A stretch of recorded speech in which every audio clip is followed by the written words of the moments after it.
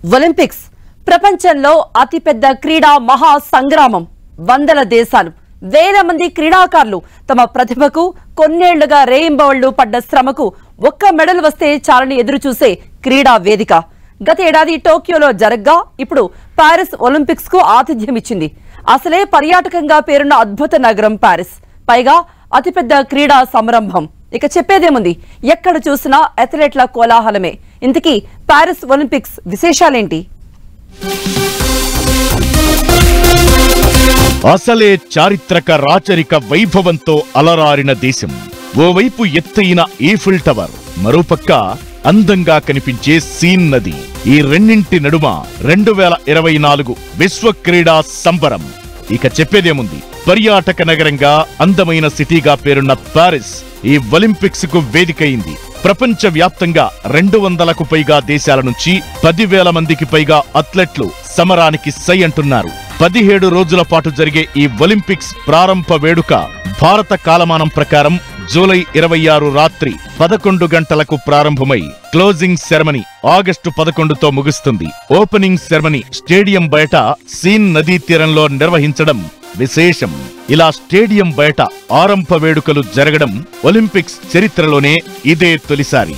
చారిత్రక రాచరిక వైభవాన్ని చాటేలా కొన్ని, పర్యావరణానికి మేలు చేసేలా మరికొన్ని, ప్రముఖ కట్టడాల సాక్షిగా అభిమానులను అలరించేవి ఇంకొన్ని. ఇలా పారిస్ ఒలింపిక్స్ క్రీడల నిర్వహణ కోసం వేదికల్ని ప్రత్యేకంగా సిద్ధం చేసింది. 35 స్టేడియాలు, ప్రత్యేక వేదికలు ఈ విశ్వ క్రీడలకు ఆతిథ్యమిస్తున్నాయి. ఈ ఒలింపిక్స్ కోసం 2 స్టేడియాలనే కొత్తగా నిర్మించారు. ఇందులో ఒకటి సెయింట్ డెనిస్ లోని ఆక్వాటిక్ సెంటర్. ఇక్కడ artistic swimming, diving, water polo క్రీడాంశాల్లో పోటీలు జరుగుతాయి.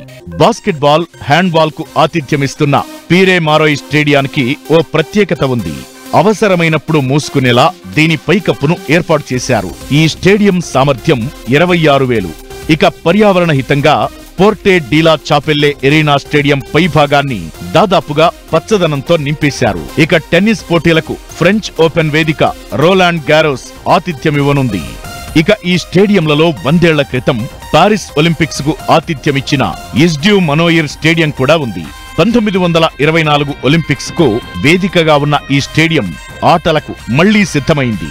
ఈ ఒలింపిక్స్ లో భాగంగా ఇక్కడ హాకీ పోటీలు జరగబోతున్నాయి. ఫ్రాన్స్ లోనే అతిపెద్దదైన స్టేడ్ డి ఫ్రాన్స్ స్టేడియంలో ఈసారి ముగింపు వేడుకలు జరుగుతాయి. ఈక్వెస్ట్రియన్, మోడర్న్ పెంటత్లాన్ పోటీలకు వేదికైన శాటో డి వెర్సైలెస్ కు చారిత్రక గుర్తింపు ఉంది.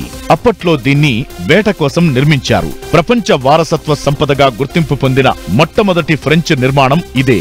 40,000 వరకు సీటింగ్ సామర్థ్యం ఉంది. మరోవైపు ఆర్చరీ, అథ్లెటిక్స్, రోడ్ సైక్లింగ్ కు ఆతిథ్యమిచ్చే ఇన్వాలిడెస్ కు శతాబ్దాల చరిత్ర ఉంది. ప్రపంచ ప్రఖ్యాతిగాంచిన చారిత్రక కట్టడం ఈఫిల్ టవర్ వెనకాల కనిపిస్తుండగా సీన్ నదీ తీరాన బీచ్ వాలీబాల్ స్టేడియం ప్రత్యేక ఆకర్షణగా నిలుస్తోంది. ఈ క్రీడల కోసమే తాత్కాలికంగా నిర్మించిన ఈ ఈఫిల్ టవర్ స్టేడియాన్ని ఒలింపిక్స్ ముగిశాక తొలగిస్తారు. 8,356 మంది సామర్థ్యమున్న చాంప్ డి మార్స్ ఎరీనాను తాత్కాలికంగానే నిర్మించారు. ఇక సైక్లింగ్, మౌంటైన్ బైక్ పోటీలు నిర్వహించే కృత్రిమ కొండ ఎలన్ కోట్ హిల్ కూడా ఆకట్టుకుంటోంది. అథ్లెటిక్స్, రోడ్ సైక్లింగ్ నిర్వహించే ట్రాకాడెరో కూడా తాత్కాలిక వేదికే. ఈసారి పారిస్ ఒలింపిక్స్ లో ఇన్ని దేశాల్లో అత్యధిక స్వర్ణాలతో అగ్రపీఠాన్ని అందుకునేదెవరనేది ఆసక్తికరం. పోటీ ప్రధానంగా అమెరికా, చైనా మధ్య అనడంలో ఎటువంటి సందేహం లేదు.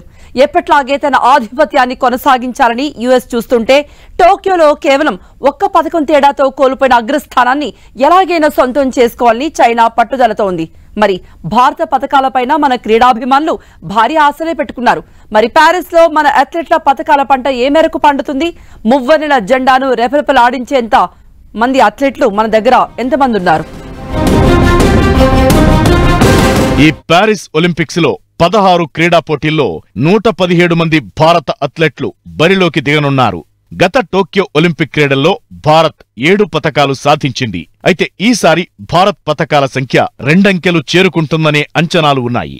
ఓపెనింగ్ సెరమనీలో భారత్ తరపున ఫ్లాగ్ బేరర్లుగా ఉండే ఛాన్స్ స్టార్ బ్యాడ్మింటన్ ప్లేయర్ తెలుగమ్మాయి PV Sindhu, table tennis legend Achanta Sharath Kamal కొట్టేశారు. పివి సింధు 2016 ఒలింపిక్ క్రీడల్లో రజతం, 2020 టోక్యో ఒలింపిక్స్ లో కాంస్యం సాధించారు.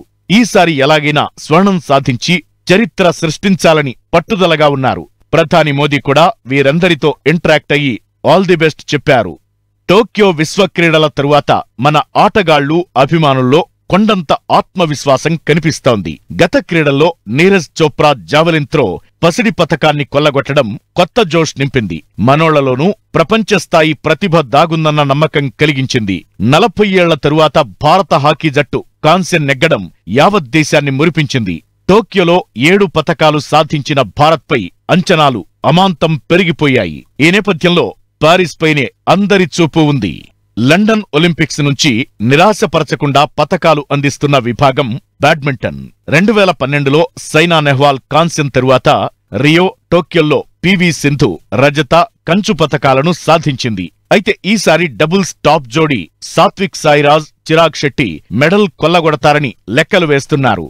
బాక్సింగ్ లో భారత పతక ఆశలన్నీ 2 సార్లు world champion Nikhat Zareen, Tokyo కాంస్య పతక విజేత లవ్లీనా బోర్గోహెన్ పైనే ఉన్నాయి. నిఖత్ కు సులువైన డ్రా ఎదురవడంతో ఆమె పతక రౌండ్ కు చేరుకునే అవకాశాలు పుష్కలంగా కనిపిస్తుండగా లవ్లీనా పోరాడాల్సిన పరిస్థితి. షూటింగ్ లో ఈసారి 21 మందితో బరిలోకి దిగుతోంది. గత కొన్నేళ్లుగా ప్రపంచ కప్ టోర్నీలలో రికార్డుల మోత మోగిస్తున్న మన షూటర్ల గురి కుదిరితే పతకాల పండుగే. పిస్టల్ క్వీన్ మను భాకర్ రైఫిల్ 3 పొజిషన్లో వరల్డ్ రికార్డ్ సాధించిన సిఫ్ట్ కౌర్ పతకాలు తేగలరన్న అంచనాలు భారీగా ఉన్నాయి. హైదరాబాద్ షూటర్ ఈషా సింగ్ కూడా సంచలనాలు సృష్టించగలదు. 2008 నుంచి వరుసగా పతకాలు అందిస్తున్న విభాగం రెజ్లింగ్. గత ఈవెంట్లో రవి దహియా రజతం, బజరంగ్ పూనియా కాంస్యం సాధించారు. నీరజ్ చోప్రా లాస్ట్ టైం ఎలాగైతే గోల్డ్ సాధించాడో ఈ 3 ఏళ్లలో కూడా లాస్ట్ ఒలింపిక్స్కి మధ్యలో కూడా అతను వరల్డ్ ఛాంపియన్ అయ్యాడు, ఏషియన్ ఛాంపియన్ అయ్యాడు. సో అతను ఆ ఫామ్ కంటిన్యూ చేస్తున్నాడు. సో ఈసారి కూడా ఫేవరెట్గా బరిలో దిగుతున్నాడు. ఖచ్చితంగా గోల్డ్ వస్తుందని అయితే ఎవరు చెప్పలేరు, కానీ ఏదో ఒక మెడల్ అతను సాధిస్తాడని కంపల్సరీ మనం చెప్పే అవకాశం ఉంది. అలాగే బ్యాడ్మింటన్లో కూడా మనకి డెఫినెట్గా మెడల్స్ వస్తాయి. ఎట్టకేలకు హాకీలో పతక దాహం తీరింది. 4 దశాబ్దాల తరువాత గత క్రీడల్లో భారత జట్టు కంచుమోత మోగించింది. ఆ తరువాత ఆసియా క్రీడల్లో స్వర్ణంతో పారిస్ బెర్త్ పట్టేసింది. అయితే ఇటీవలి యూరోపియన్ టూర్లో పేలవ ప్రదర్శన కొంత ఆందోళన కలిగిస్తోంది. బెల్జియం, ఆస్ట్రేలియా లాంటి మేటి జట్లున్న పూల్ బిలో భారత్ ఆడనుంది. అయితే మెరుగైన సాధన చేసిన భారత ఆటగాళ్లు ఈసారి ఫైనల్ చేరతామనే నమ్మకాన్ని వ్యక్తం చేస్తున్నారు.